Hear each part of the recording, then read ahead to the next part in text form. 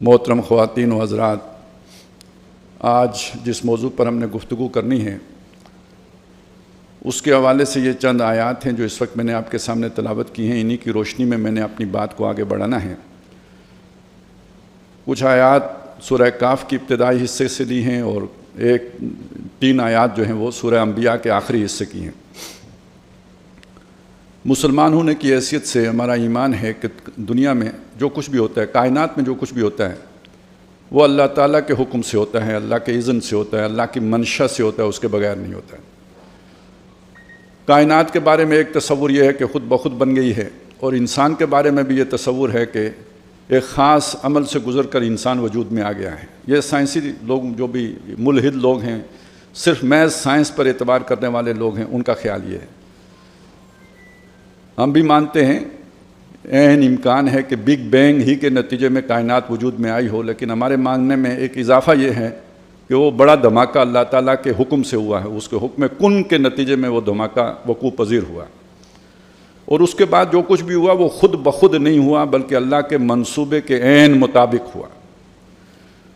اور جو بھی زندگی ہے، حیوانی زندگی، مختلف زندگیوں کے مراحل جو بھی ہیں وہ اسی ترتیب سے ہوئے ہوں اور بالآخر انسانی زندگی جو ہے وجود میں آئی ہو، لیکن یہ کہ یہ اللہ کے منصوبے کے مطابق، اسی کے لیے اللہ نے یہ سب کچھ کیا، ہمارا ماننا یہ ہوگا، یہ ایمان کا تقاضا ہے۔ دوسری بات یہ ہے کہ اللہ تعالیٰ نے جو کچھ بھی بنایا با مقصد بنایا، بے مقصد کچھ بھی نہیں۔ گھاس کا تنکا بھی اس نے بے مقصد نہیں بنایا۔ اور یہ جو اشرف المخلوقات ہے، یعنی جتنی بھی اللہ نے یہ مخلوق بنائی، بگ بینگ سے لے کے انسان تک، یہ ساری مخلوق جو بھی اللہ نے بنائی اس کا ایک مقصد ہے، اس کا ایک فنکشن ہے، کسی کام کے لیے وہ بنائی ہے، اور ہر شے اپنا کام پورا کرتی ہے جو اللہ نے اس کو تفویض کر دیا ہے۔ موٹی موٹی مثالیں ہیں، سورج ہے جس کام کے لیے اللہ نے اسے مامور کر دیا ہے وہ وہی کام کرتا ہے، وہ راستہ بھی نہیں بدلتا اور اپنی رفتار بھی تبدیل نہیں کرتا۔ جو اللہ نے مقرر کر دیا اسی رفتار پر چلتا ہے، جو رستہ اللہ نے طے کر دیا ہے اسی رستے کے اوپر گامزن ہے، اور جو کام اللہ نے تفویض کر دیا ہے صبح و شام اس کو بجا لانے میں لگا ہوا ہے۔ وقس اللہ ذالک، ہر شے ایسا ہی کر رہی ہے۔ دوسری مثال ہمارے دل کی ہے، دیکھیں ہر وقت دھڑکتا رہتا ہے، ہم سو رہے ہوتے ہیں وہ پھر بھی دھڑک رہا ہوتا ہے، اور جو پمپ کرنا اس کا کام ہے وہ پمپنگ کا کام کرتا رہتا ہے۔ یہی اللہ تعالیٰ نے اس کو کام سونپا ہے اور یہ کام وہ کرتا چلا جا رہا ہے۔ یہ خود بخود نہیں ہو رہا، یہ اللہ تعالیٰ کے منصوبے کے مطابق ہو رہا ہے۔ یہ مومن ہونے کے حیثیت سے ہم مانتے ہیں۔ بس اسی میں اضافہ کر لیجئے کہ انسانی تاریخ جو معلوم تاریخ ہے وہ 5000 سال تقریباً، اس سے پہلے بھی تاریخ کے بعض واقعات ہمیں معلوم ہیں، لیکن ان کے صحیح معنی میں وہ تاریخ جو ہے وہ مدون نہیں ہے، مرتب نہیں ہے، لیکن جو باقاعدہ جو معلوم تاریخ ہے وہ تقریباً 5000 سال کی ہے۔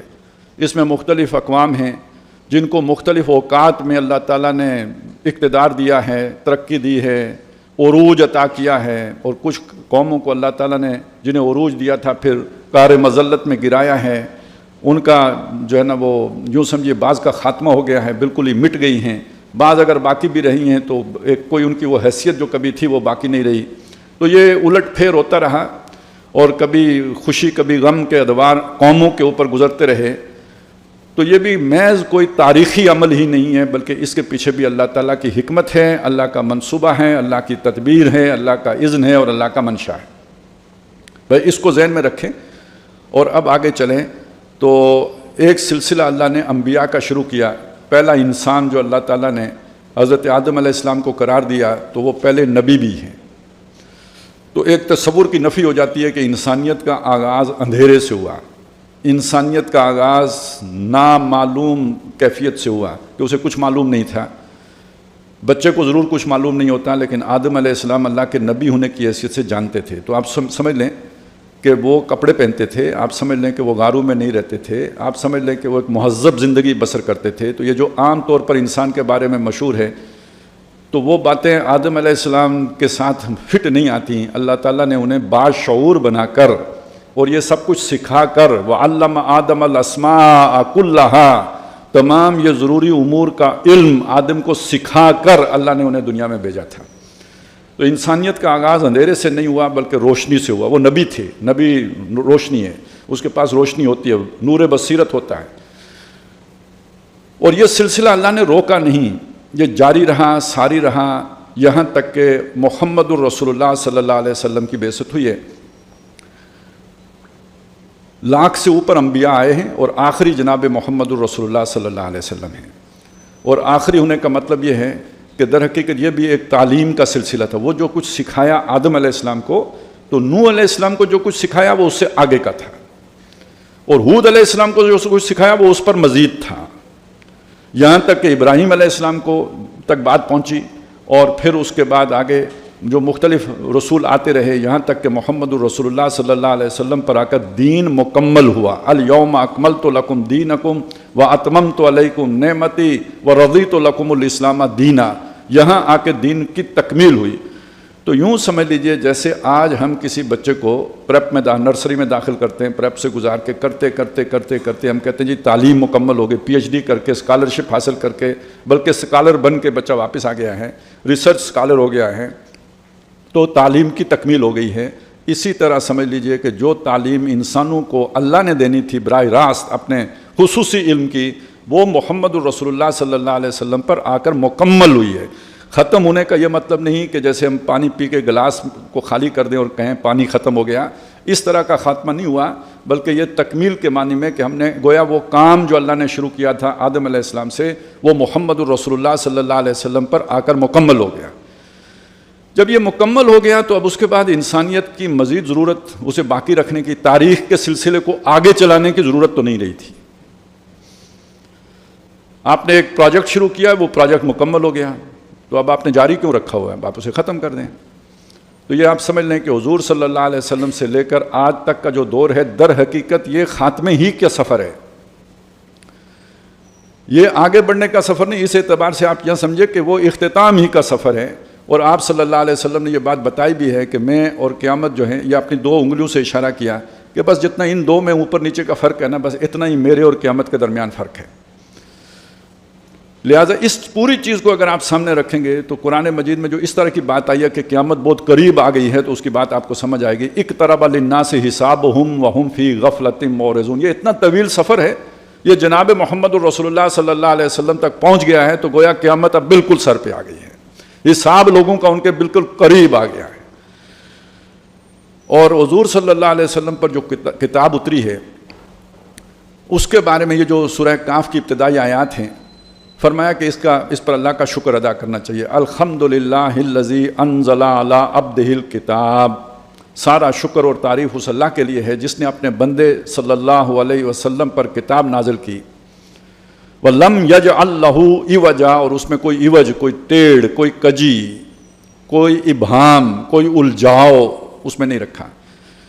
हम कहते हैं ना, कोई बंदा बात करता है, हम कहते हैं समझ नहीं आई, कोई जलेबी बना दी है तुमने। ये कुरान कोई जलेबी की तरह की किताब नहीं है, बिल्कुल सीधी किताब है, क़य्यमन, सीधी किताब। और ये क्यों उतारी? ये अल्लाह ने किताब उतारी लियुनज़िरा बासन शदीदन, ताकि वो ख़बरदार कर दे एक सख्त अजाब से। अब इस जगह पे हम अजाब का माना ले लेते हैं जहन्नम का अजाब, कि अल्लाह ताला ने ये इंसान को बता दिया कि तुम्हारा एक मकसद हयात है, उसे पूरा नहीं करोगे तो दोज़ख में जाओगे। ताकि ये किताब अल्लाह ने उतारी अपने बंदे मोहम्मद रसूलुल्लाह पर सल्लल्लाहु अलैहि वसल्लम, ताकि वो और ये किताब सीधी है, इसमें कोई कजी नहीं है, पैगाम दो टोक है, साफ है, पूरी क्लियरिटी के साथ है। लियुनज़िरा बासन शदीदन, ताकि वो ख़बरदार कर दे एक सख्त अजाब से, मिन लदुन हो, जो उसकी तरफ से होगा। आपने इल्म लदुन्नी तो सुना हुआ है ना, ये अजाब लदुन्नी है जिसका जिक्र किया गया। एक अजाब होगा जो खास अल्लाह की तरफ से होगा। व युबश्शिरुल मोमिनीन अल्लज़ीना यामलून सालिहात अन्न लहुम अजरन हसना, और वो खुशखबरी दे दे उन ईमान वालों को कि जो नेक अमाल भी करते हैं, सिर्फ ईमान के दावेदार नहीं है, नेक अमाल भी करते हैं, कि उनके लिए बहुत अच्छा अजर होगा। माकिसीन फीही अबदा, रहेंगे उस अच्छे अजर में, जन्नत में हमेशा हमेशा के लिए। व युनज़िरुल लज़ीना क़ालू इत्तख़ज़ल्लाहु वलदा, और ख़ास तौर पर ख़बरदार कर दे उन लोगों को कि जिन्होंने कहा कि अल्लाह का बेटा है या औलाद है। और वैसे तो इससे मुराद जो है वो यहूद भी हो सकते हैं कि उन्होंने कहा कि उज़ैर अल्लाह का बेटा है। इससे मुराद जो है वो मुशरिकीन मक्का भी हो सकते हैं जिन्होंने कहा कि फ़रिश्ते अल्लाह की बेटियां हैं। लेकिन यहाँ ख़ास तौर पर मुराद जो है इससे वो ईसाई हैं कि जिन्होंने हज़रत मसीह अलैहिस्सलाम को अल्लाह का बेटा करार दिया। ये इस सूरह मुबारका के आखिर में जो मज़मून आया उसमें इस बात का तयन हो जाता है, लेकिन अभी मैं उस बहस में नहीं जाना चाहता। मैंने तीनों मुरादें जो मुमकिन हैं, जिनका एहतमाल है, वो आपके सामने रख दी हैं। ما لہم بہ من علم، اپنے اس دعوے کے لیے ان کے پاس کوئی علم نہیں ہے، کوئی سمجھ نہیں ہے، کوئی سند نہیں ہے، ان کی اس بات کا کوئی اعتبار نہیں ہے۔ ان یقولون الا کذبا، وہ نہیں کہہ رہے مگر جھوٹ کہہ رہے۔ کبرت کلمۃ تخرج من افواہہم ان یقولون الا کذبا، بہت بھاری بات ہے، مجرمانہ بات ہے، گستاخانہ بات ہے جو ان کے منہ سے نکل رہی ہے، اور وہ نہیں کہہ رہے مگر جھوٹ کہہ رہے ہیں۔ اب اس کے بعد جو آگے بات ہے وہ بہت اہم ہے۔ اب خطاب حضور صلی اللہ علیہ وسلم سے فرمایا فَلَعَلَّكَ بَاخِعٌ نَفْسَكَ عَلَىٰ آثَارِهِمْ إِن لَّمْ يُؤْمِنُوا بِهَٰذَا الْحَدِيثِ أَسَفًا۔ یہ جو بِهَٰذَا الْحَدِيث ہے یہ قرآن مجید ہے، وہی جو محمد رسول اللہ پہ نازل ہوا، الحمدللہ الذی انزل علی عبدہ الکتاب۔ اس کتاب کا لب لباب کیا ہے؟ پچھلی صورت میں آیا ہے اللہ تتخذوا من دونی وکیلا، جیسے تورات کا تھا کہ میرے سوا کسی کو کارساز نہ بنانا، تو یہاں اسی بات کو یوں کہا گیا کہ اللہ کے ساتھ کسی الہ کو نہیں بنانا، کوئی اور کارساز نہیں ہے، کوئی اور حاجت روا نہیں ہے، کوئی مشکل کشا نہیں ہے، کوئی ایسا نہیں ہے کہ جس پر بھروسہ کیا جائے، وہی ہے۔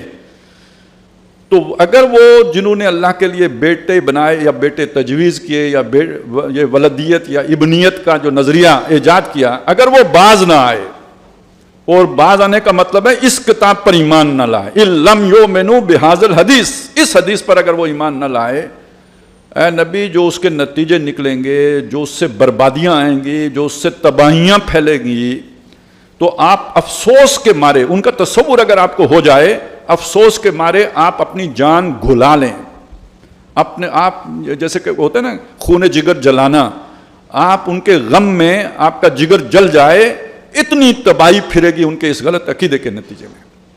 اب تھوڑا سا ہمیں تاریخ کا جائزہ لینا پڑے گا اس بات کو سمجھنے کے لیے کہ دیکھیں عیسائیت کے اندر یہ جو ابنیت کا یا ولدیت کا جو تصور آیا، اللہ کی اولاد ہونے کا یا اللہ کا بیٹا ہونے کا، یہ ظاہر ہے حضرت مسیح علیہ السلام کی تعلیمات تو ہرگز نہیں ہیں۔ انہوں نے قطعاً یہ دعویٰ نہیں کیا کہ میں اللہ کا بیٹا ہوں۔ ان کے بعد جو ان کی زندگی میں زندہ موجود تھا لیکن ایمان نہیں لایا ان پر، ان کی بات کو نہیں مانا، ان کے رفع سماوی کے بعد اس نے عیسائیت کو قبول کیا، تھا یہودی۔ حضرت مسیح علیہ السلام کی ساری دعوت بھی بنی اسرائیل اور یعنی یہودیوں ہی کے لیے تھی۔ اب اس نے ان کے جو رفع سماوی کے بعد دعویٰ کیا کہ میں حضرت عیسیٰ علیہ السلام کو اللہ کا رسول مانتا ہوں۔ یہ سینٹ پال تھا، اور اس نے پھر عیسائیت کے اندر یہ فساد پیدا کیا کہ وہ اللہ کے بیٹے تھے۔ اللہ نے اپنے بیٹے کو سولی دی، اور اس لیے دی کہ جو اس کے ماننے والے ہوں تاکہ ان کے گناہوں کا کفارہ ادا ہو جائے۔ اب تمہیں شریعت پر عمل کرنے کی کوئی ضرورت نہیں ہے، تمہاری گناہوں کے بدلے میں اللہ نے اپنے بیٹے کو سولی چڑھوا دیا۔ اب دیکھیں پہلی غلط بات کیا ہے کہ حضرت مسیح علیہ السلام سولی دیے گئے، حالانکہ ایسا نہیں ہوا۔ قرآن کہتا ہے وما قتلوہ وما صلبوہ وما قتلوہ یقینا، نہ انہوں نے انہیں سولی دی نہ انہیں قتل کیا، یہ یقینی بات ہے۔ ولیکن شبہ لہم، لیکن انہیں ایک شبہ لاحق ہو گیا، مغالطہ انہیں لاحق ہو گیا، ہرگز انہیں وہ سولی نہیں دے سکے، لیکن اس نے کہا سولی دی۔ دوسری بات کیا ہے وہ اللہ کا بیٹا تھا اور سولی چڑھ گیا۔ تو تیسری بات کیا ہے اللہ کی مرضی سے اللہ نے چڑھایا تو چڑھا نا، اللہ نہ چاہتا تو نہ چڑھتا۔ چوتھی بات یہ ہے کہ کیوں چڑھایا؟ اس لیے چڑھایا کہ تمہارے گناہوں کا وہ کفارہ بن جائے۔ تو یہ اللہ کی رحمت ہے، اللہ نے تمہیں جو ہے نا اپنے بیٹے کی قربانی دے کر تمہیں گناہوں سے پاک کر دیا، اگر تم اسے اللہ کا بیٹا مانو۔ ساتھ ہی چھٹی ہو گئی، اب شریعت پر نہ عمل کرو تو کیا فرق پڑے گا؟ روزے رکھنے کی، نمازیں پڑھنے کی، مشکل میں پڑھنے کی کوئی شریعت کی تکلیف تم پر سے ساقط ہو گئی، گناہ کرو، عیاشی مارو، صرف مسیح کو اللہ کا بیٹا مانو، تم بخشائے ہو گئے۔ اچھا چلیں یہاں تک تو لوگوں نے گزارا کیا، مان بھی لیا، چل بھی گئی بات، لیکن بعد میں پھر اس کے اندر اور چیزیں جب شامل ہوئیں، وہ خاص طور پہ 300 سال کے بعد شامل ہوئی۔ یعنی یہ تو بات فوراً ہو گئی، عیسائیت کے اندر پہلی نقب حضرت مسیح علیہ السلام کے رفع سماوی کے فوراً بعد لگ گئی، لیکن 300 برس کے بعد ایک اور نقب بھی لگی، اور یہ تب لگی کہ جب پوری سلطنت روما، اس وقت کی سپر پاور، اس نے عیسائیت کو اختیار کر لیا، اور اس کے پیچھے ان کے اپنے عزائم تھے، اپنے مقاصد تھے، دنیا فتح کرنے کے مقاصد تھے۔ تو جیسے ہوتا ہے نا اسلام کا ٹچ دینا، تو انہوں نے اس کے لیے ایک عیسائیت مذہب بھی اختیار کر لیا، تو لوگ مذہبی جذبے کے تحت ان میں جنون زیادہ پیدا ہوتا ہے، قربانی زیادہ دیتے ہیں، اور وہ انہوں نے اس لیے وہ ایک مذہب اختیار کر کے، اور دوسرا اپنے اقتدار کے تحفظ کا سامان بھی کر لیا، کیونکہ جو پادری تھے، ان کے راہب تھے، جو ترک دنیا کیے ہوئے جو لوگ تھے، ان کو اپنے ساتھ ملا لیا، اور انہوں نے بادشاہوں کو قرار دیا کہ یہ گویا اللہ کی طرف سے فرستادہ ہیں، ان کی بغاوت کرنا اللہ کو ناراض کرنا ہے، اور بادشاہوں نے پروٹیکشن دینی شروع کر دی یہ جو پیر اور ان کے اسکالر تھے ان کو. تو یہ ایک یوں سمجھیے 3 گروہوں کا اکٹھ ہو گیا عوام الناس کے خلاف. مخلوق خدا کہنا چاہیے، عوام الناس نہیں کہنا چاہیے. قبضہ گروپ کے 3 جو ہے نا ٹرائکا ایک بنی، اور اس نے عوام الناس کے خلاف ظلم کا اور ستم کا ایک بازار گرم کر دیا. یہاں سے وہ تثلیث کا عقیدہ وجود میں آیا جو پہلے بھی موجود تھا، لیکن یہ کہ اب اس نے ایک خاص سیاسی صورت بھی اختیار کر لی. یہ ٹرائکا کا لفظ میں نے استعمال کیا تو یہ ایک سیاسی ٹرائکا وجود میں آئی. ایک مذہبی ٹرائکا بھی تھی.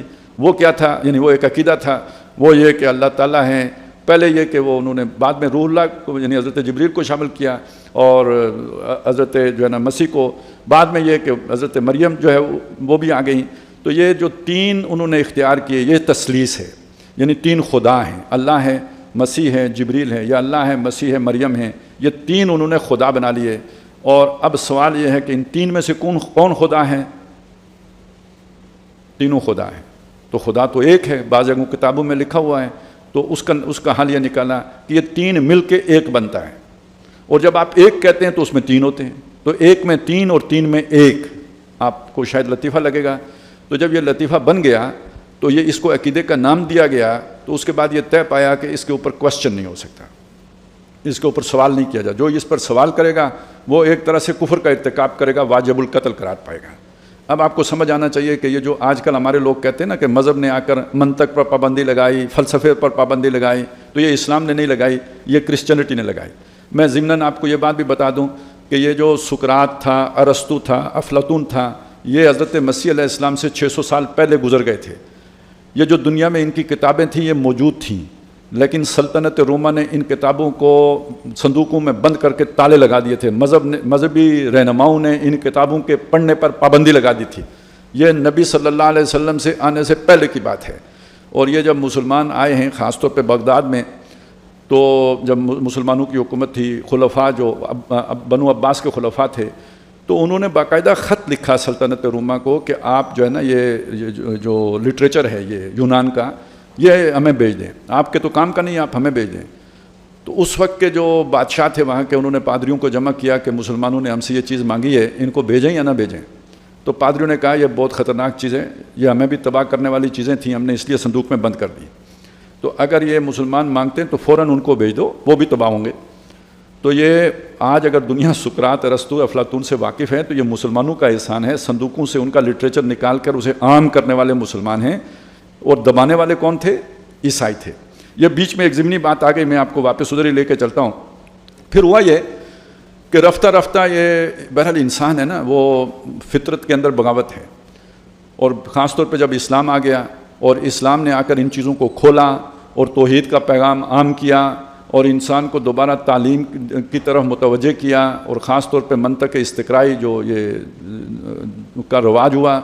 اور اس کے بعد جب مسلمانوں نے اسپین فتح کیا اور عیسائی دنیا اس علم سے متعارف ہوئی تو ان کے اندر بھی شوق پیدا ہوا علم کا، فلسفے کا، منطق کا. وگرنہ یورپ کے بارے میں مشہور تھا کہ ڈارک ایج میں رہتا ہے.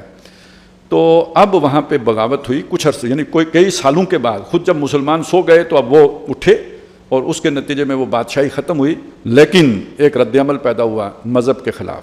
یہ جو رینائنسنس مومنٹ ہے اس کے اندر جو مذہب کی دشمنی ہے اس کا سبب یہ ہے. اس مذہب دشمنی نے موجودہ تہذیب کو جنم دیا، جسے آپ بے خدا تہذیب کہتے ہیں. یہ صرف بے خدا نہیں ہے، یہ مذہب دشمن تہذیب ہے. یہ اس کے اندر مذہب کی کوئی گنجائش نہیں ہے.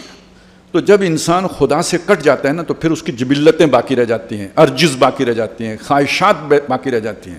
اور یہ جو انسان کی خواہشات ہیں، اس کی ارجز ہیں، یہ اسے پھر حیوانات سے بھی آگے لے جاتی ہیں. اسے وہ جو لقد خلقنا الانسان فی احسن تقویم ثم رددناہ اسفل سافلین. اور اس کی اگر آپ کو سمجھ یعنی نہ آتی ہو تو آج آپ دیکھیں کہ اسرائیل میں جو حکمران لوگ ہیں وہ انسانوں کے ساتھ کیا کر رہے ہیں، لبنان میں کیا کر رہے ہیں، فلسطین میں کیا کر رہے ہیں. اگر اس کی آپ کو سمجھ نہ آتی ہو تو آپ دیکھیں ویسٹ میں کیا ہو رہا ہے، جرمنی میں کیا ہو رہا ہے. خود امریکہ نے ابو غریب جیل میں کیا کیا، گوانتانامو بے میں کیا کیا، عراق میں کیا کیا، افغانستان میں کیا کیا. یہ جو سویلائزڈ لوگ ہیں وہ ان کی سویلائزیشن آپ نے دیکھی. یہ جو ان کی درندگی ہے، یہ جو ان کے اندر حیوانیت ہے، یہ در حقیقت مذہب سے دوری کا نتیجہ ہے۔ کسی ہستی بستی کے اوپر ایٹم بم گرا دینا کوئی چھوٹی بات ہے؟ یہ ہیروشیما کے اوپر کس نے ایٹم بم گرایا؟ ناگاساکی کے اوپر کس نے ایٹم بم گرایا؟ پہلی جنگ عظیم کن قوموں کے درمیان ہوئی؟ دوسری جنگ عظیم کون لوگ لڑے؟ اور کروڑوں انسان جو قتل ہوئے تو کیوں ہوئے؟ یوں سمجھ لیجئے یہ مذہب سے دوری ہی کا نتیجہ تھا۔ یہ سارا فساد اللہ سے دور ہونے کا، مذہب سے دور ہونے کا نتیجہ تھا۔ قرآن مجید سورہ روم میں ذکر آتا ہے ظہر الفساد فی البر والبحر بما کسبت ایدی الناس، خشکی اور تری میں فساد برپا ہو گیا لوگوں کے ہاتھوں کی کرتوتوں کی وجہ سے، اتنا بڑا فساد پیدا ہو گیا۔ اس فساد کا سبب یہ انسانوں کی بغاوت تھی۔ اتنی بڑی ہلاکتیں، اتنی بڑی تباہی، اس کا مشاہدہ کون کر رہا ہے؟ رب العالمین۔ رب العالمین کون ہے؟ پالنہار، پروردگار، الرحمن، الرحیم۔ اس کی زمین کے اوپر یہ سب ہو رہا ہے، وہ اسے دکھ رہا ہے، اس ظلم کو وہ دیکھ رہا ہے۔ اور اس نے جو اپنے نبی بھیجے وہ بھی تو رؤوف الرحیم ہے نا، وہ بھی انسانی تباہی و بربادی پہ تڑپ اٹھنے والے ہیں۔ اے نبی، اگر آپ کو اندازہ ہو کہ اس غلط عقیدے کے نتیجہ کیا نکلے گا تو آپ اپنی جان گھول لیں گے۔ آپ کو سمجھ آئے اب بات؟ فلا اللہ کا باخع نفسک علی آثارہم ان لم یؤمنوا بہذا الحدیث اسفا۔ تو آج جو ہم دیکھ رہے ہیں در حقیقت اس کتاب پر ایمان نہ لانے کے نتیجے میں دنیا اس فساد سے دوچار ہے۔ پہلی بات تو یہ سمجھ لیں۔ دوسری بات یہ کہ اس کتاب کی طرف دعوت دینے کی ذمہ داری کس کی تھی؟ سب سے پہلی ذمہ داری خود محمد الرسول اللہ کی تھی صلی اللہ علیہ وسلم۔ جبریل علیہ السلام نے حضور تک پہنچایا اور اللہ تعالیٰ نے اسی کتاب میں یہ بات بیان کر دی کہ یا ایھا الرسول، اے رسول صلی اللہ علیہ وسلم، بلغ ما انزل الیک من ربک، پہنچاؤ جو آپ پر آپ کے رب کی طرف سے اتارا گیا ہے۔ اور اگر آپ نے یہ نہ پہنچایا تو آپ نے اللہ کی رسالت پہنچانے کا حق ادا نہیں کیا۔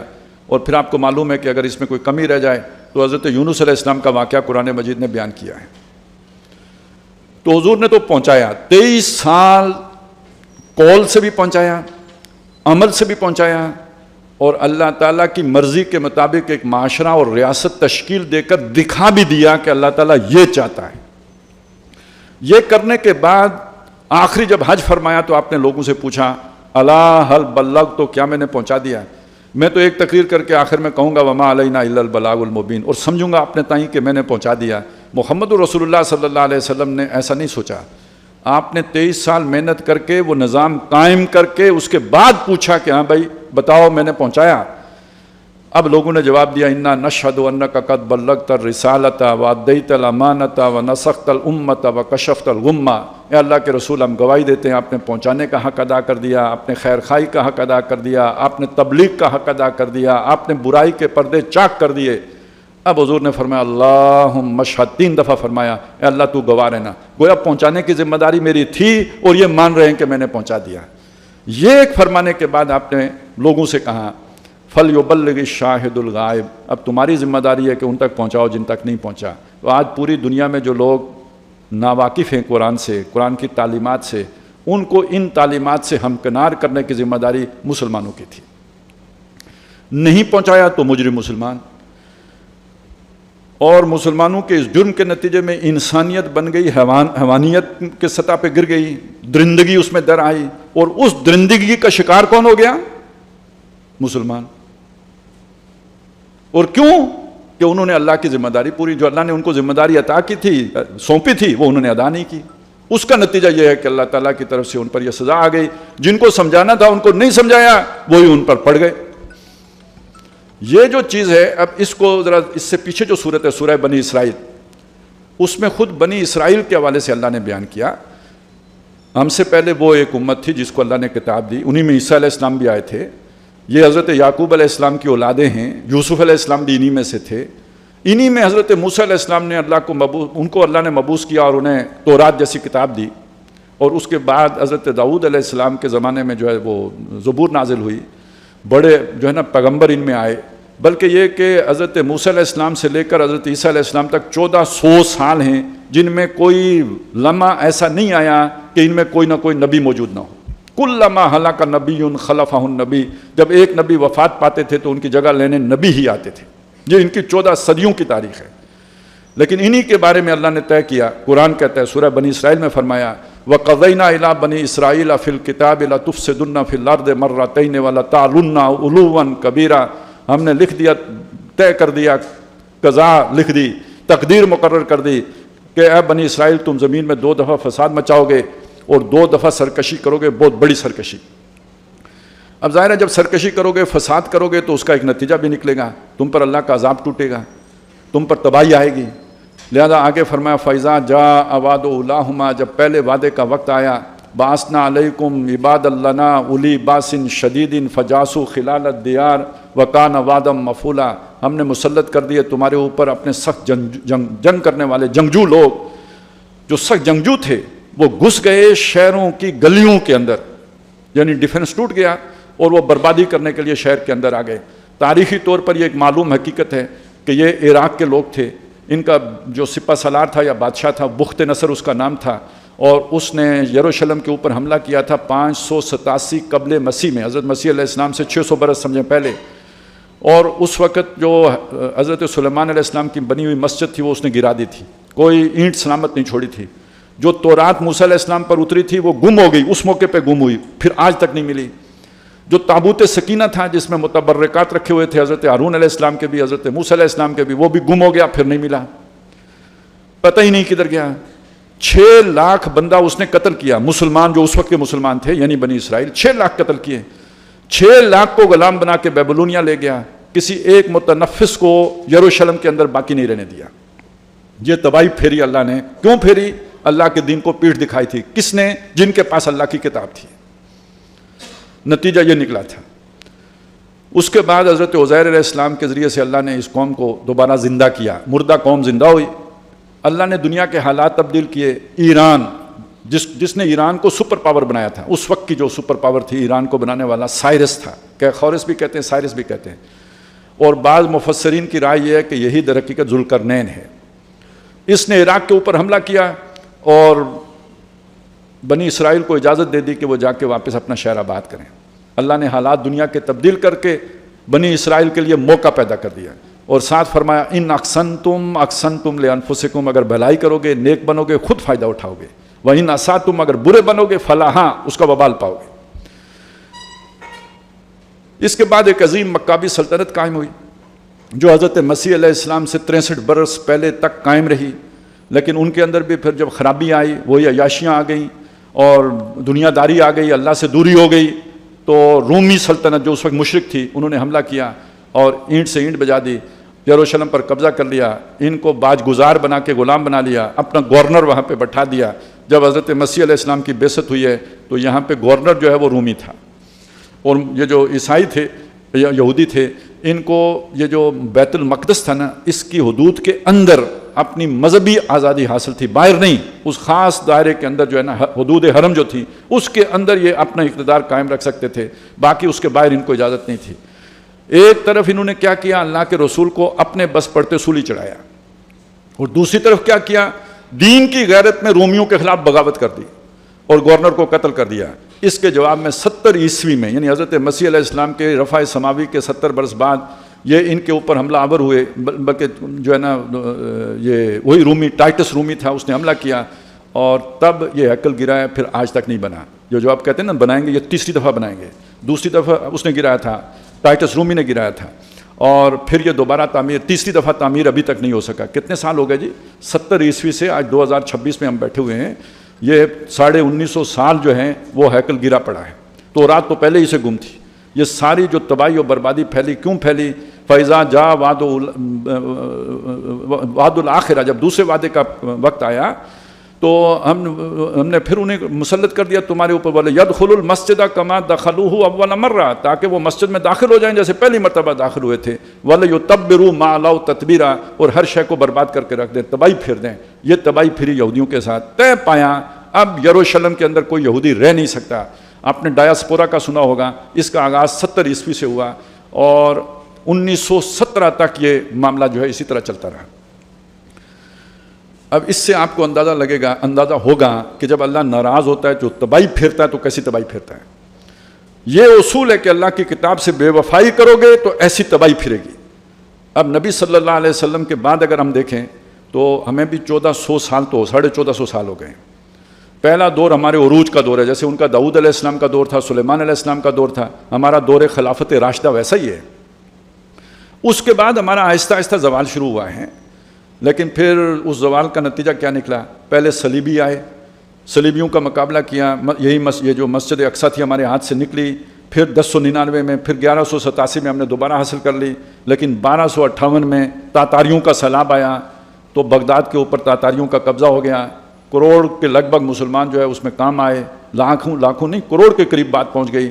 مسلمانوں کے سروں کے مینار بنے، ان کے اوپر وحشی تاتاری سرداروں نے بیٹھ کے شرابیں پیں، اور جو خلیفہ معتصم تھا اس کو جو ہے بوری میں اس کو بند کر کے تو اس کے اوپر گھوڑے دوڑا دیے گئے.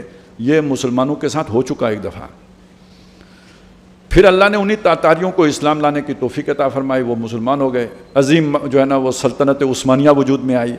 وہ اس کا تو ابھی پچھلے دنوں آپ نے ڈرامہ بھی دیکھا ہوگا. تو وہ اپنے وقت کی بہت بڑی سپر پاور تھی، لیکن جب وہ بھی انہی عیاشیوں میں پڑ گئے. اب اللہ تعالیٰ نے وہی مغربی اقوام کو مسلط کیا. سب سے پہلے 1492 میں اسپین ہمارے ہاتھوں سے نکلا. جہاں مسلمانوں نے 800 سال حکومت کی تھی، اس اسپین کا معاملہ یہ بن گیا کہ وہاں پہ کوئی ایک مسلمان باقی نہیں چھوڑا گیا. جہازوں میں بھر کے کوئی ڈبو دیے گئے، کوئی جا کے جو ہے نا افریقہ میں پھینک دیے گئے، لیکن اسپین میں کسی ایک مسلمان کو باقی نہیں چھوڑا گیا. پھر جب 1498 میں واسکو ڈی گاما نے راستہ تلاش کر لیا افریقہ کے نیچے سے ہندوستان کا، تو ادھر سلطنت عثمانیہ تو کھڑی ہے لیکن اس کے پچھواڑے میں انگریز پہنچ گیا. ہندوستان میں اس کے قدم جمنا شروع ہو گئے. یہ 1498 سے یہ عمل شروع ہو گیا تھا، اور 1857 میں آ کے مکمل ہو گیا جب تخت دہلی کے اوپر سلطنت برطانیہ کا حکم جاری ہو گیا اور وائسرائے یہاں پہ بٹھا دیا گیا. 1924 میں خلافت عثمانیہ کا خاتمہ ہو گیا. چاک کر دی ترک نادا نے خلافت کی قبا، سادگی اپنوں کی دیکھ، اوروں کی عیاری بھی دیکھ. اصل میں یہ وہ تباہی تھی کہ جس کو دیکھ کے پھر جو درد دل رکھنے والے لوگ تھے وہ تڑپ اٹھے. انہی میں وہ بات ہے نا جو حالی نے کہی ہے کہ پستی کا کوئی حد سے گزرنا دیکھے، اسلام کا گر کر نہ ابھرنا دیکھے، مانے نہ کبھی کہ مد ہے ہر جزر کے بعد، دریا کا ہمارے جو اترنا دیکھے. اور اے خاصائے خاصان رسول وقت دعا ہے، امت پہ تیری آ کے عجب وقت پڑا ہے. وہ دین کے جو بڑی شان سے نکلا تھا وطن سے پردیس میں، وہ آج غریب الغربا ہے. مسلمان غلام ہو گئے اور اللہ کا قانون ختم، شریعت ختم، انگریز کا قانون نافذ ہوگا. غیروں کے محکوم ہی نہیں ہوئے، غیروں کے حکم اور قانون کے بھی تابع ہو گئے.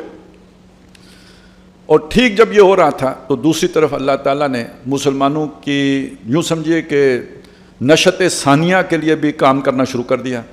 مختلف بڑے بڑے اولو العزم لوگ اٹھے جنہوں نے اسلام کی شمع کو زندہ رکھنے کی کوشش کی.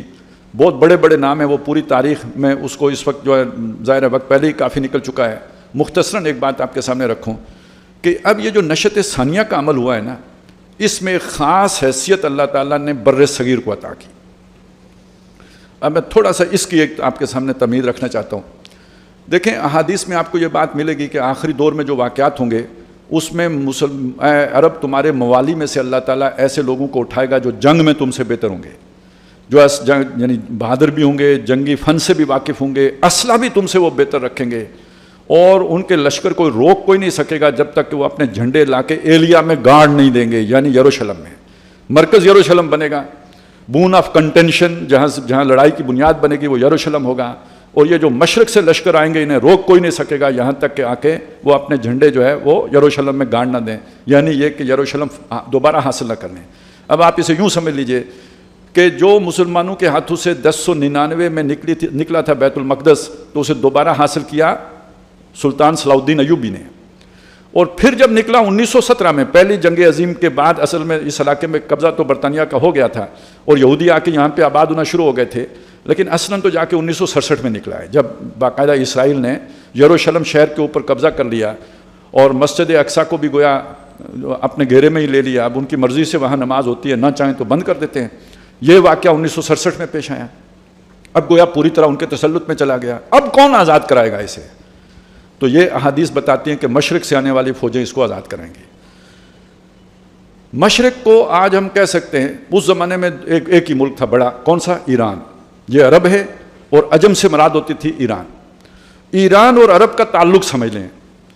پہلی بات یہ ہے کہ جب نبی صلی اللہ علیہ وسلم نے مکے میں دعوت دینی شروع کی تو بالکل ابتدائی دور میں یہ معاملہ پیش آیا کہ ایرانیوں نے رومیوں کو شکست دے دی شام کے علاقے میں. یہاں پہ لڑائی ہوئی، جیسے آج بھی شامی کا علاقہ ہے، یہ سارا یروشلم بھی شامی تھا.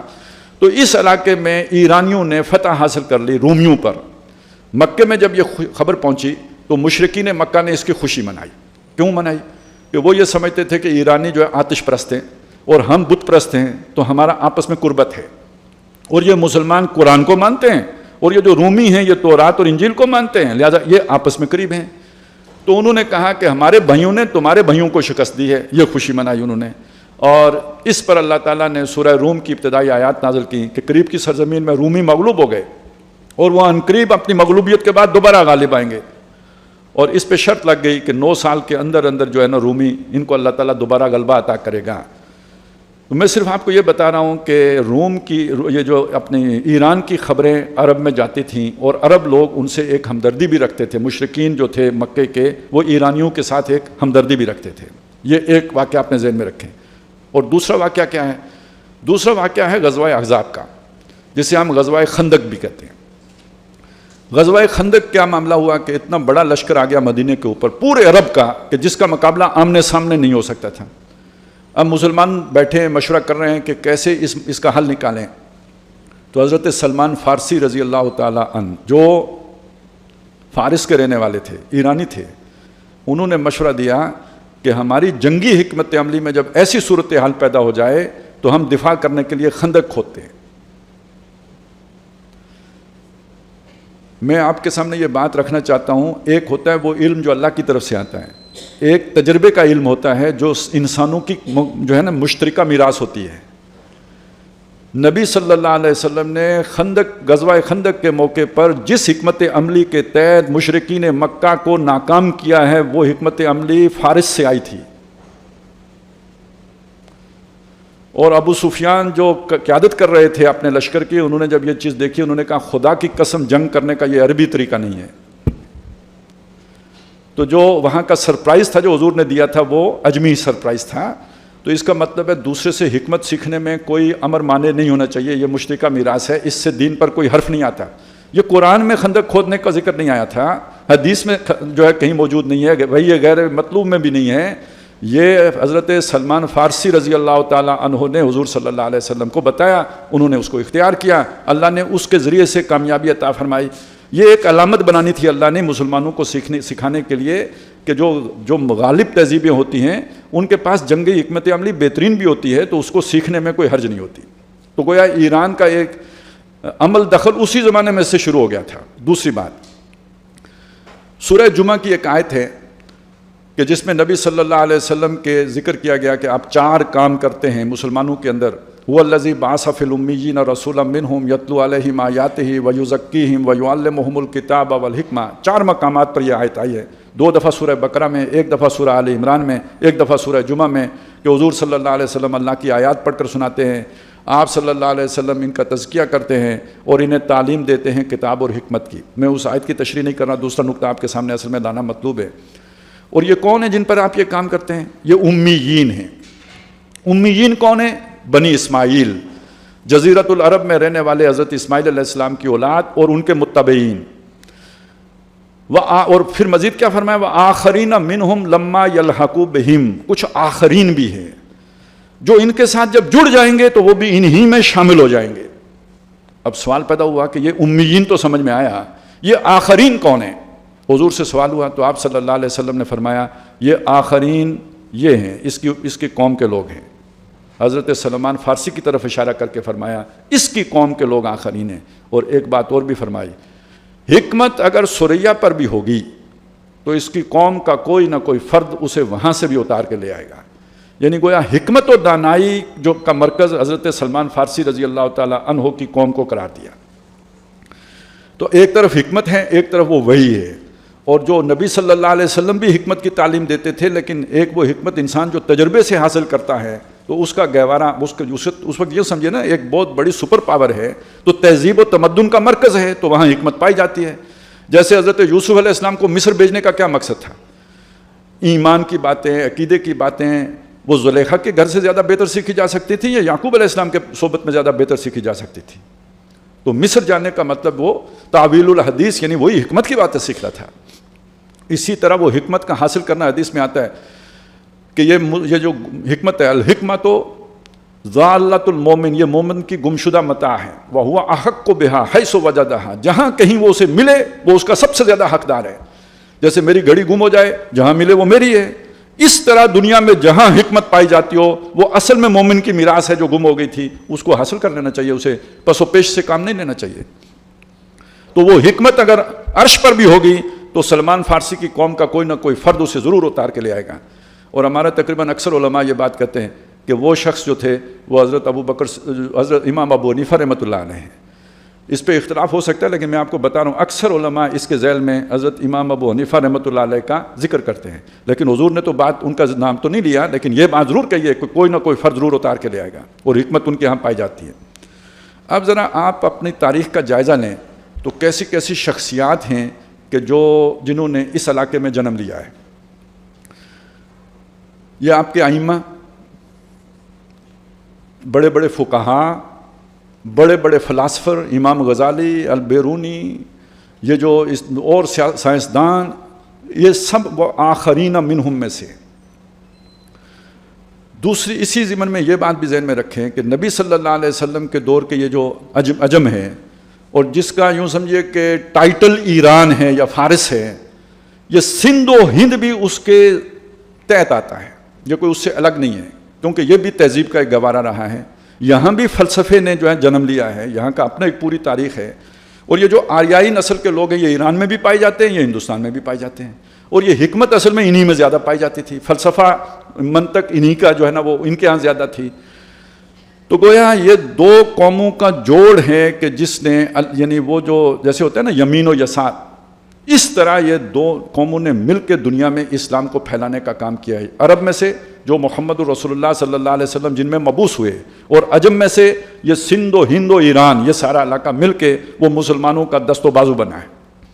آخری دور میں جو لشکر آئیں گے وہ عجم سے آئیں گے اور مشرق سے آئیں گے، تو اس میں صرف ایران ہی نہیں، ایران کا پچھواڑا بھی مراد ہے. یہ جو خراسان کا لفظ آتا ہے نا، یہ ایران سے پیچھے جتنا علاقہ ہے وہ در حقیقت خراسان ہے، اگرچہ کہ ایک اس وقت میں خاص خراسان علاقہ بھی ہے، لیکن جب عربی بولے گا نا خراسان تو ایران سے آگے جو کچھ بھی ہے وہ جیسے ہم مغرب کہتے ہیں، تو گویا وہ جو 7 سمندر پار کی بات کی جاتی ہے، تو یہ جیسے وہ ہمارا مغرب کا تصور ہے، اسی طرح عربوں کا خراسان کا تصور تھا. ما وراء الفارس، فارس سے پیچھے جو کچھ بھی ہے وہ در حقیقت خراسان ہے، اس کا پچھواڑا ہے. یہ مل کے بنا وہ چیز کہ جسے نبی صلی اللہ علیہ وسلم نے سلمان فارسی کی قوم قرار دیا یا جنہیں اجمی قرار دیا. اور انہی کے بارے میں ایک بات اور بھی ہے، چلیں وہ خیر اقبال نے بیان کی ہے. اقبال نے ایک تصور پیش کیا کہ ابو جہل کی جو روح ہے وہ اللہ سے فریاد کر رہی ہے. کیا فریاد کر رہی ہے؟ ای مواخات، ای مساوات. یہ جو جس مساوات اور جس مواخات کی تعلیم محمد الرسول اللہ صلی اللہ علیہ وسلم دے رہے ہیں، یہ کوئی عربی روایت تو ہے ہی نہیں. عربوں کے ہاں تو یہ تصور نہیں ہے. یہ جیسے ادھر برہمنوں کا تصور ہے نا، برہمن اور شودر ہیں، ان کے ہاں تو یہ سردار ہے، اس جیسا عام آدمی کیسے ہو سکتا ہے؟ یہ مواخات و مساوات کا تصور مزدقیت ہے. مزدقی کون تھا؟ مزدق ایک جو نا وہ فلسفی تھا، ایرانی فلسفی. یہ نبی صلی اللہ علیہ وسلم سے کوئی 200 سال پہلے کی شخصیت ہے. اور کہا یہ جاتا ہے کہ یہ جو مارکس کے نظریات ہیں یہ در حقیقت اس نے مزدق سے ادھار لیے ہیں، اصلاً تو اس کے یہ سارے نظریات تھے. تو ابو جہل کا اعتراض یہ ہے کہ محمد الرسول اللہ صلی اللہ علیہ وسلم کی تعلیمات میں جو مساوات و مواخات کا تصور ہے یہ عربی تصور نہیں ہے، یہ اجمی تصور ہے. وہ گلا کر رہا ہے اللہ سے، رو رہا ہے اللہ کے سامنے کہ ہماری عرب روایات کا جو ہے نا بھانڈا انہوں نے پھوڑ، بلکہ وہ اس کا تو اقبال نے انداز یہ اختیار کیا کہ اس کو سلمان فارسی نے جو ہے نا اپنے فریب میں مبتلا کر لیا ہے. جیسے آج بعض لوگ کہتے ہیں نا کہ یہ مغرب زدہ لوگ ہیں، مساوات کی بات کرتے ہیں، عدل کی بات کرتے ہیں، انصاف کی بات کرتے ہیں. تو یہ الزام اپنے وقت میں محمد رسول اللہ صلی اللہ علیہ وسلم پر ابو جہل نے دھرا تھا کہ یہ تو مزدق کی جو ہے نا فلسفہ جو ہے اس کے پیروکار ہیں، اسی لیے کہتے تھے کوئی اجمی تعلیمات ہیں جو ان کے اندر آئی ہوئی ہیں، قرآن میں بھی اس کا جو ذکر ہے اقبال نے اسے اس چیز کے ساتھ جوڑا ہے۔ یہ ساری تفصیل میں نے آپ کے سامنے صرف اس لیے رکھی کہ یہ جو امت مسلمہ میں ہم نے عرب و عجم کی تقسیم کر دی ہے نا، یہ ہماری مذہبی فرقوں سے زیادہ خطرناک تقسیم ہے، اور یہ ہمارے دشمنوں نے ہمارے اندر پیدا کی ہے، اور اس کے نتیجے میں یہ ہوا کہ انہوں نے دونوں طرف لوٹ کے کھایا ہے۔ ایران پر پابندیاں لگا کے اسے کمزور کیا، عربوں کو ایران سے ڈرا کر اپنے آ کے وہاں پہ اڈے قائم کیے، اپنا بیکار اسلحہ بیچا جو کسی کام کا نہیں ہے، آپ کے سامنے ثابت ہو گیا کسی کام کا نہیں ہے، پیسے کھلے کھائیں، ٹریلینز ڈالر کھا گئے، یہ سارا فراڈ انہوں نے امت کو تقسیم کر کے لگایا۔ لیکن اب جو معاملہ ہوا پہلی دفعہ ہوا، اور وہ کیا معاملہ ہوا کہ انہوں نے پوری کوشش کی کہ یہ آپس میں لڑیں، ہم یہ تیلی لگائیں گے، یہ لڑیں گے اور ہم بیچ سے نکل جائیں گے۔ لیکن یہ کہ اللہ نے جو ہے نا ہمت دی، توفیق دی، عربوں کو بھی دی کہ انہوں نے جوابی کارروائی نہیں کی، اگرچہ کہ ایران نے کوئی کسر نہیں چھوڑی تھی اپنی طرف سے، لیکن عربوں نے حوصلے سے کام لیا، اور ان کے پیچھے بہرحال ہمارے ملک جو بھی حکمران ہیں ان کا بھی ایک دخل رہا ہے، اس کا کریڈٹ ان کو دینا پڑے گا۔ تو گویا اجمی سے نا، یہ بھی ہم بھی تو اجمی میں ہیں، تو یہاں سے عربوں کو کم از کم یہ مت تو گئی، یہ عقل تو گئی، ذہن ہندی کی یہ جو ہے نا وہ ایک چیز تو سامنے آئی کہ عربوں نے جوابی کارروائی نہ کر کے امریکہ اور اسرائیل کے منصوبوں کو خاک میں ملا دیا۔ اب میں چاہتا ہوں کہ یہ جہاں تک تو ہم نے کھینچ لیا، لیکن ذرا واپس اس چیز کی طرف جاتے ہیں جہاں تک ہم پہنچے تھے۔ فَلَعَلَّ کا باخع نَفْسَكَ عَلَىٰ آثَارِهِمْ إِن لَّمْ يُؤْمِنُوا بِهَٰذَا الْحَدِيثِ آسَفًا۔ اب یہ دیکھیے یہ ساری تباہیاں جو پھر رہی ہیں یہ کس وجہ سے پھر رہی ہیں؟ اللہ کے دین سے مسلمانوں کے دور ہونے کے نتیجے میں پھر رہی ہیں۔ یہ ساری بربادی وجہ یہ بنی ہے اس کی کہ یہ سارا کچھ ہوا۔ لیکن دوسری طرف اللہ تعالیٰ یہ بھی ذہن میں رکھیں کہ جب اس طرح کے تھپیڑے پڑتے ہیں تو یہ اللہ کی رحمت بھی ہوتی ہے کہ اللہ چاہتا ہے واپس آؤ، پلٹ آؤ۔ جو آیت میں نے آپ کو سنائی تھی، ظہر الفساد فی البر والبحر بما کسبت ایدی الناس لیذیقہم، تاکہ اللہ تعالیٰ انہیں مزہ چکھائیں بعض الذی کسبوا، جو انہوں نے کیا ہے ان کے بعض اعمال کا، لعلہم یرجعون، وہ تھوڑی سزا سے شاید واپس آ جائیں، توبہ کر لیں، تائب ہو جائیں۔ تو اس طرح کی چیزیں دیکھ کے توبہ کرنے کی ضرورت ہوتی ہے۔ تباہی تو سر پہ آ گئی لیکن توبہ کرنے کی ضرورت ہے۔ اب جو اسی سورہ کاف کی جو اگلی آیت تھی اس میں یہ حقیقت بیان کی تو دنیا امتحان ہے۔ انا جعلنا ما علی الارض زینۃ لہا، یہ زینت اس دنیا کو ہم نے دی، یہ آپ کی گاڑیاں، یہ شاندار محلات، یہ عمدہ سوسائٹیاں، یہ بہترین شیشے کی طرح چمکتی سڑکیں، یہ دنیا گزارنے کے لیے جو تعیشات کا سامان، اگرچہ کہ بنایا تم نے ہے لیکن یہ ساری صلاحیتیں تم کو ہم نے دی تھی تو تم نے یہ سب کچھ بنایا۔ یہ تمہیں دنیا ہم نے جنت کی طرح سجا کے دی، لیکن اس کا نتیجہ نکلنا چاہیے تھا ہماری شکر گزاری، اور تم نے یہ شکر گزاری نہیں کی تو اس کے نتیجے میں وہ تکلیف آنی ہے۔ لیکن ہے یہ امتحان، یہ تکلیف، دنیا کی تکلیف بھی امتحان ہے، اور دنیا کے جو سامان ہے آسودگی کا وہ بھی امتحان ہے۔ اس امتحان میں سرخرو وہ ہے کہ جو عیاشی میں خدا کو نہ بھولے اور تکلیف میں بھی خدا سے ناراض نہ ہو، تو آنے والی تمام تکالیف میں یا مصائب میں یا پریشانیوں میں صبر کرنے والے ہی سرخرو ہوں گے، امتحان میں کامیاب ہوں گے۔ تو ایک نقطہ نظر ہمارے سامنے یہ بھی رہنا چاہیے کہ کوئی پریشانی آ جائے، دکھ آ جائے، تکلیف آ جائے، مصیبت آ جائے، کوئی جنگی تباہی مسلط ہو جائے، اسے من جانب اللہ سمجھتے ہوئے، آزمائش سمجھتے ہوئے صبر سے کام لینے کی ضرورت ہوتی ہے۔ یہ چیز بھی ہمارے سامنے رہے۔ انجام کیا ہے اس سب کا؟ کتنی تباہی آئے گی، کتنی بربادی ہوگی، کتنا فساد پھیلے گا، اس کا ذکر بعض احادیث میں ہے، قرآن مجید میں بھی اشارہ ہے، حدیث میں تفاصیل ہیں۔ یہ سورہ کاف ہے، اس سے پیچھے سورہ بنی اسرائیل ہے۔ سورہ بنی اسرائیل کی ایک آیت میں ایک نقشہ ہے، ایک ہی آیت میں وہ نقشہ کھینچ دیا گیا، میں آپ کو صرف اس کا ترجمہ کر کے دے دیتا ہوں۔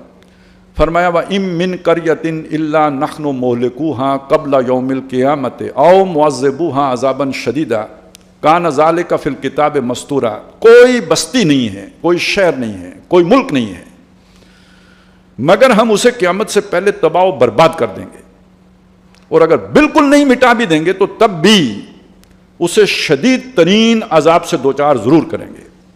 وَإِن مِّن قَرْيَةٍ، آپ بستی بھی کہہ لیں، ملک بھی کہہ لیں، شہر بھی کہہ لیں، ایک ہی بات ہوگی، اس میں داخل ہوں گے سب۔ إِلَّا نَحْنُ مُهْلِكُوهَا، مگر یہ کہ ہم اسے ہلاک کر دینے والے ہیں، قبل یوم القیامہ، قیامت سے پہلے ہوگا یہ، او معذبوها عذابا شدیدا، اور اگر ہلاک نہیں بھی کریں گے تب بھی شدید عذاب میں اسے ضرور ڈالیں گے۔ کان ذالک فی الکتاب مستورا، یہ ہماری کتاب میں لکھا ہوا ہے پہلے سے۔ سورہ بنی اسرائیل میں کیا لکھا تھا؟ بنی اسرائیل کا شہر 2 دفعہ تباہ ہوگا، اسی سورہ بنی اسرائیل میں آگے جا کے کیا لکھا کہ قیامت سے پہلے اس گلوب کا ہر شے اور اسی طرح تباہ ہوگا. تو یہ جو تیسری جنگ عظیم اب سر پہ کھڑی ہے اس کا یہ ایک نقشہ ہے جو قرآن مجید نے پیش کر دیا ہے.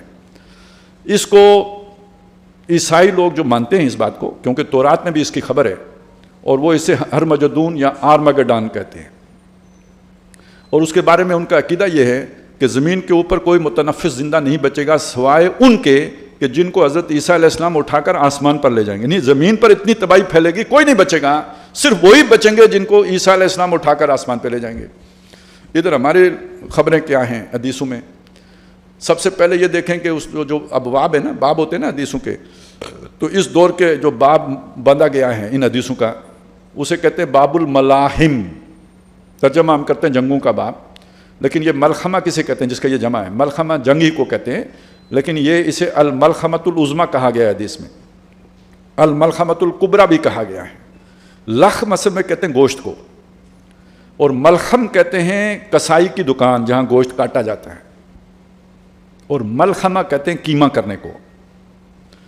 اب آپ سوچیں الملخمۃ العظمیٰ کا کیا مطلب ہوگا؟ عظیم قیمہ کرنے والی جنگ. الملخمۃ الکبریٰ کا کیا معنی ہوگا؟ بہت بڑی قیمہ کرنے والی جنگ. عنوان ہی سے اندازہ لگائیں کہ کتنی تباہ کن جنگیں ہیں جو سر پہ کھڑی ہیں، اور سمجھ آپ سکتے ہیں یہ ایران اور جو امریکہ کا جو ابھی معاہدہ ہوا ہے، سیز فائر جب ہوا، اس سے اگلے دن ٹرمپ کیا کہہ رہا تھا؟ ایک عظیم سویلائزیشن کل نہیں ہوگی. اب انسانوں کے پاس اتنے ہتھیار ہیں، ایک رات میں پوری سویلائزیشن کو ختم کرنے کا جو ہے نا وہ ان کے پاس وسائل آ گئے ہوئے ہیں. تو یہ جو قرآن مجید کے الفاظ ہیں، آج انسان کی جو بھی طاقت ہے تو یہ عین ممکن ہے جو قرآن کہہ رہا ہے انسان اپنے ہاتھوں یہ کر گزرے، اس زمین کو 7 مرتبہ تباہ کر سکتا ہے. اور احادیث میں جو بات ہے، یہ تو ایک بات میں نے آپ کو بتائی، کچھ اور بھی ہے کہ اتنی لاشیں ہوں گی دفن کوئی نہیں کر سکے گا، تعفن پھیلے گا، ایک نفیس طبع کا پرندہ اڑے گا، کہیں جہاں بو نہ ہو وہاں پہنچوں، اڑتا رہے گا اڑتا رہے گا اڑتا رہے گا، تھک کے گرے گا، لاشوں ہی پر گرے گا. یہ تباہی انسانوں نے دیکھنی ہے. اب آپ کو سمجھ آئے گی کہ وہ آپ اگر یہ ایمان نہ لائے اس حدیث پر تو جو تباہی پھرے گی اس پر آپ افسوس کے مارے اپنی جان گھول لیں گے. وہ یہ افسوس ہے، انسانیت کا یہ افسوسناک انجام ہے جس کے کنارے پہنچ چکی ہے. تو یہ ایک بہت ہی مایوسی کی بات سامنے آتی ہے، لیکن یہ کہ اللہ تعالیٰ نے یہ ایک پرجنگ کا، صفائی کا، یوں سمجھ لیجئے کہ جھاڑو پھیرنے کا ایک جو اصطلاح ایک دور میں استعمال ہوتی تھی وہ معاملہ ہے. بالآخر اس سے خیر برآمد ہوگا. اس کا ذکر ہے جو سورہ انبیاء کی آیات میں نے آپ کے سامنے پڑھی تھی. فرمایا وَلَقَدْ كَتَبْنَا فِي الزَّبُورِ، ہم نے یہ بات زبور میں لکھ دی تھی، أَنَّ الْأَرْضَ يَرِثُهَا عِبَادِيَ الصَّالِحُونَ، کہ زمین کے وارث ہمارے نیکوکار بندے بنیں گے. دنیا میں آج نیکوکار لوگوں کی حکومت نہیں ہے، بدماش لوگوں کی حکومت ہے. زیادہ تفصیل میں جانے کی ضرورت نہیں ہے، ایپسٹینز فائلز آپ کے سامنے آ چکی ہیں. یہی حکمران اشرافیہ ہیں جن کا ریکارڈ آپ کے سامنے آیا ہے. ان سے بڑے مجرم تاریخ انسانی میں کوئی نہیں گزرے ہوں گے جو اس وقت دنیا کے حکمران ہیں. قرآن مجید میں اس کا بھی ایک نقشہ کھینچا گیا ہے، وَكَذَلِكَ جَعَلْنَا فِي كُلِّ قَرْيَةٍ أَكَابِرَ مُجْرِمِيهَا، اسی طرح ہم ہر بستی کے بڑے مجرم کو ان کا لیڈر بنا دیتے ہیں، ان کا حکمران بنا دیتے ہیں. آج دنیا کے حکمران اس طرح کے لوگ ہیں، اور جن کی فائلیں باہر نہیں آئیں یہ نہ سمجھے کہ ان کے کرتوت نہیں ہیں. ان کو بلیک میل کرنے کے لیے ابھی انہیں صرف ڈرایا گیا ہے کہ تمہاری بھی نکالیں یا جو ہم کہیں گے وہ کرو گے. تو یہ جو دنیا میں احمقانہ فیصلے ہو رہے ہیں اس کے پیچھے وہ ایپسٹینز کا ہینڈل ہے جس کی وجہ سے یہ سارا کچھ ہو رہا ہے. صبح جو ہے نا وہ جنگ ختم ہو رہی ہوتی ہے، شام کو شروع ہو رہی ہوتی ہے. تو اس لیے کہ جو پیچھے سے حکم آتا ہے اس سے دائیں بائیں آپ نہیں ہو سکتے، نہیں تو آپ کی فائلیں نکل آئیں گی. یہ مجرم لوگ ہیں جو دنیا کے اوپر حکمران ہیں. لیکن اللہ نے یہ بشارت دی ہوئی ہے کہ دنیا کے خاتمے سے پہلے کل روئے ارضی کے اوپر نیکوکار لوگوں کی حکومت قائم ہوگی. ان فی ھذا لبلاغا لقوم عابدین، بے شک اس میں جو اللہ کے فرما بردار لوگ ہیں ان کے لیے بہت بڑی خوشخبری دی گئی ہے، بہت بڑا اعلان ہے جو اس میں کیا گیا ہے. میں یہ چاہ رہا تھا کہ اس وہ جو مایوس کن نقشہ سامنے آتا ہے اس میں یہ امید ہمیشہ ہمیں قائم رکھنی ہے کہ نیکوکار لوگ بالآخر اللہ تعالیٰ اقتدار ان کو سونپے گا. اور کیوں؟ یہ کیوں سونپے گا؟ وما ارسلناک الا رحمۃ للعالمین. اے نبی یہ آپ کے انکار کی وجہ سے نو انسانی اس جو ہے نا تباہی سے ہمکنار ہوگی. ہم نے آپ کو دنیا والوں کے لیے رحمت بنا کر بھیجا ہے, اس رحمت کا بھی تو اظہار ہونا ہے نا. اس رحمت کے اظہار کی بھی حدیثیں موجود ہیں. نبی صلی اللہ علیہ وسلم نے فرمایا یہ پوری زمین اللہ نے مجھے لپیٹ کر دکھائی. ان اللہ زوالی الارض, بے شک میں مجھے اللہ نے زمین لپیٹ کے دکھائی. فرائیت مشارقہا و مغاربہا, میں نے اس کے سارے مشرق بھی دیکھے, سارے مغرب بھی دیکھے. وان امتی سیبلغ ملکہا ما زوی لی منہا, اور جو مجھے لپیٹ کے دکھایا گیا اس سب پر میری امت کی بادشاہی قائم ہوگی, حکومت قائم ہوگی, اقتدار قائم ہوگا. یہ نیک لوگ ہوں گے جو اقتدار قائم کریں گے. لیکن ویسے آپ سوچیں آج ہم نیک لوگ ہیں؟ مسلمان ملکوں کے اوپر جو حکمران ہیں وہ نیک لوگ ہیں. ان کا اقتدار اگر ساری دنیا کے اوپر قائم ہوگا تو دنیا میں نیکی پھیلے گی. تو اس کا مطلب ہے ان حکمرانوں کا یا ان حکومتوں کا دڑن تخت ہونا ہے, اور یہ دڑن تخت انہی طاقتوں کے ذریعے سے ہونا ہے. اور اسی کے اندر سے پھر اللہ تعالیٰ ایک نئی لیڈرشپ مسلمان لوگوں کے اندر پیدا کرے گا. وہ لیڈرشپ ہے جس کی خبر دی ہے, وہ حضرت مہدی ہوں گے. پھر اس کے بعد آخر میں جا کے تو حضرت مسیح علیہ السلام بھی آئیں گے دنیا میں, جن کے ہاتھوں دجال قتل ہوگا, جو سب سے بڑی ایول فورس ہوگی. اور پھر یہ جو باطل طاقتیں ہیں ان کا خاتمہ ہوگا, اور اللہ کا دین غالب ہوگا, اور کل روئے ارضی پر غالب ہوگا. آسماں ہوگا سحر کے نور سے آئینہ پوش, اور ظلمت رات کی سیما پا ہو جائے گی. پھر دلوں کو یاد آ جائے گا پیغام سجود, پھر جبیں خاک حرم سے آشنا ہو جائے گی. آنکھ جو کچھ دیکھتی ہے لب پہ آ سکتا نہیں, میں بھی حیرت ہوں کہ دنیا کیا سے کیا ہو جائے گی. شب گریزاں ہوگی آخر جلوائے خورشید سے, یہ چمن معمور ہوگا نغمہ توحید سے. ورلڈ آرڈر کی بات ہو رہی ہے, ورلڈ آرڈر توحید نے بننا ہے. اب آخری بات کرتا ہوں آپ سے, آنے والا دور مجرموں کا دور ہے یا نیکوکاروں کا دور ہے؟ نیکوکاروں کا دور ہے. مجرموں نے مٹنا ہے. آخرت کس کے لیے ہے؟ مجرموں کے لیے ہے یا نیکوکاروں کے لیے؟ جنت نیکوکاروں کے لیے ہے.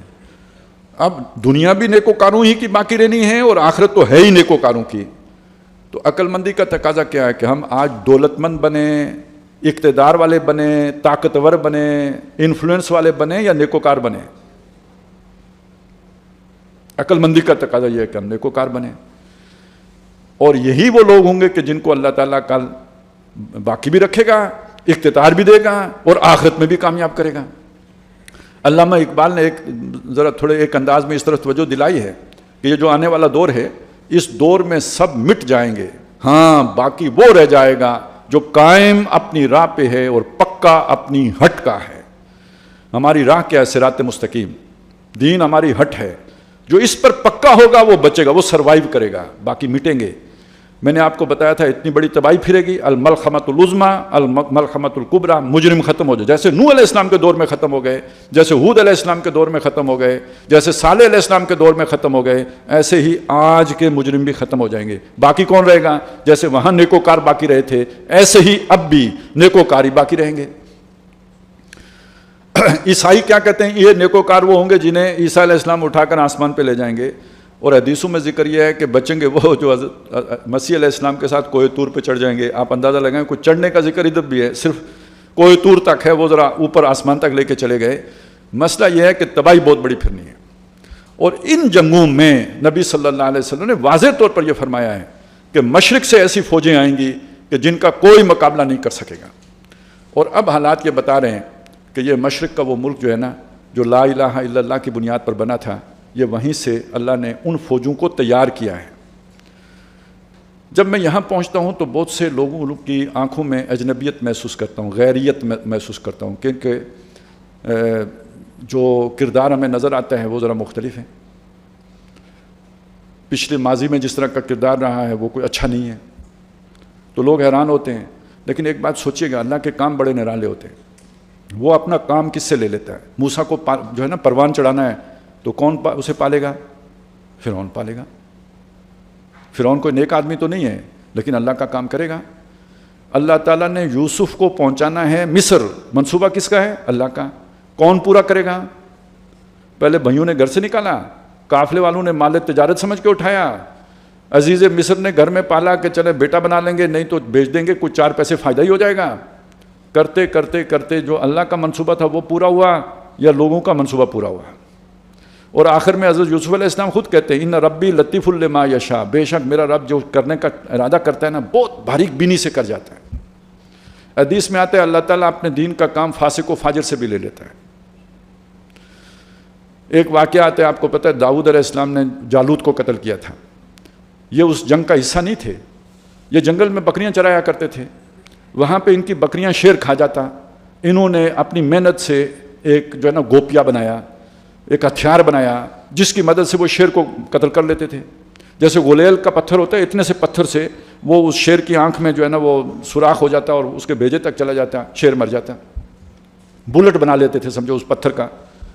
اب وہ گوپیا ان کا ہتھیار ہے۔ اچانک وہ ایک سامنے دیکھتے ہیں دو فوجیں کھڑی ہیں اور ایک طرف یہ طالوت ہے اور دوسری طرف جالوت ہے۔ انہوں نے کہا اس نامختون کو میں قتل کروں گا۔ وہ جو جالوت تھا وہ غرق آہن تھا، اس پر نہ تلوار اثر کرتی نہ تیر اثر کرتا، وہ ٹینک جیسے ہوتا ہے اس طرح، بختر بند گاڑی آپ نے سنا ہوگا، وہ اس طرح لوہے میں غرق تھا، صرف آنکھیں نظر آتی تھیں۔ اور یہی فن تھا حضرت داؤد علیہ السلام کا۔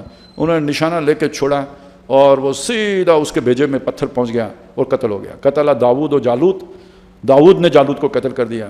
تو کیا داؤد علیہ السلام نے وہ گوپیا جالوت کے لیے بنایا تھا؟ نہیں، وہ وہاں وہ بکریاں چرانے کے لیے موجود تھے۔ بس اس وقت اللہ تعالیٰ نے ان سے وہ کام لیا اور جالوت قتل ہو گیا، حق غالب ہو گیا، باطل مغلوب ہو گیا۔ اس طرح اللہ تعالیٰ اپنے دین کے لیے، جیسے وہ چڑیا گھونسلہ بناتی ہے نا، تو اللہ تعالیٰ تنکا تنکا جمع کرتا ہے، بنیان مرصوص جو ہے وہ بناتا ہے، مختلف جگہوں پہ بناتا ہے۔ آج ہم دیکھ رہے ہیں کہ مسلمانوں کے یہ وسائل پھر جمع ہونا شروع ہو گئے۔ کل توڑ پیدا ہو گیا تھا، اب جوڑ پیدا ہو رہا ہے۔ اب معاہدوں میں مسلمان واپس آ رہے ہیں، اپنے آپ کو باندھ رہے ہیں۔ یہ بہت مثبت تبدیلی ہے۔ آپ اگر اسے آئیڈیل لیول پہ دیکھیں گے کہ فرشتوں کی جماعت آ کے یہ کرے گی، تو ہو سکتا ہے حضرت مہدی کے حوالے سے جب وہ بھی آئیں تو آپ کو مایوسی ہو کہ آپ ان کا، جیسے یہودی انتظار کر رہے تھے محمد الرسول اللہ کا صلی اللہ علیہ وسلم آخری نبی کا، جب آئے تو نہیں مانے کیونکہ وہ ان کے تصورات کے مطابق نہیں تھے۔ اسی طرح یہ ساری چیزیں جو آگے ہونی ہیں یہ زمینی سطح پر ہونی ہیں، آپ کے آئیڈیل لیول پر نہیں ہونی ہے، زمینی سطح پر ہونی ہیں۔ اور جو مثبت چیزیں ہو رہی ہیں ان کو دیکھتے ہوئے عقل مندی کا مظاہرہ کرنے کی ضرورت ہے۔ البتہ ہمیں خود کیا کرنا چاہیے، جس کے نتیجے میں اللہ تعالیٰ بصیرت دیتا ہے، ہدایت دیتا ہے، سمجھ دیتا ہے، وہ یہ کہ ہم اللہ کے مخلص ہوں۔ اگر ہم مخلص نہیں ہوں گے تو ایک کے بعد ایک دجال آئے گا جس کی چکنی چپڑی باتوں میں ہم آ جایا کریں گے، اور ہو سکتا ہے دین کے نام پر فساد کرتے رہیں، ہو سکتا ہے دین کے نام پر بگاڑ پیدا کرتے رہیں، ہو سکتا ہے دین کے نام پہ تخریب کرتے رہیں۔ یہ سمجھ سب سے پہلے اللہ سے مانگیے کہ میں کسی دجال کی چکنی چپڑی باتوں کا شکار نہ ہو جاؤں، زخرف القول غرورا کے چکر میں پڑھ کر دھوکہ دینے والی سنہری ملمہ کی ہوئی باتیں کسی کی، ان کے فریب میں گرفتار ہو کر کہیں رائے اعتدال سے منحرف نہ ہو جاؤں، مسلمانوں کا قاتل نہ بن جاؤں، مسلمانوں کا دشمن نہ بن جاؤں، غیر کے ہاتھ کی تلوار نہ بن جاؤں، کسی بے جانے بوجھے اللہ کے دشمنوں کا مددگار نہ بن جاؤں۔ کم از کم یہ تو نہیں ہونا چاہیے، اس سے بچنا چاہیے، اور یہ وہی بچے گا جو اللہ کے ساتھ مخلص ہوگا۔ اور مخلص ہونے کا مطلب یہ ہے کہ ہر تمنا دل سے رخصت ہو گئی، اب تو آجا، اب تو خلوت ہو گئی، اپنے دل کو دنیا کی محبتوں سے خالی کر کے اللہ سے لگائیے، تب آپ کو یہ نور بصیرت ملے گا کہ آپ کو ان فتنوں کے دور میں رہنمائی ملے کہ مجھے کیا کرنا ہے، کیا مثبت کام ہے جو میں کروں۔ اللہ تعالیٰ مجھے بھی توفیق عطا فرمائے، آپ کو بھی سوچنے کی اس معاملے میں جو ہے توفیق بھی دے اور صحیح راستے کی رہنمائی بھی عطا فرمائے۔ اقول قولی ھذا واستغفر اللہ لی ولکم ولسائر المسلمین والمسلمات۔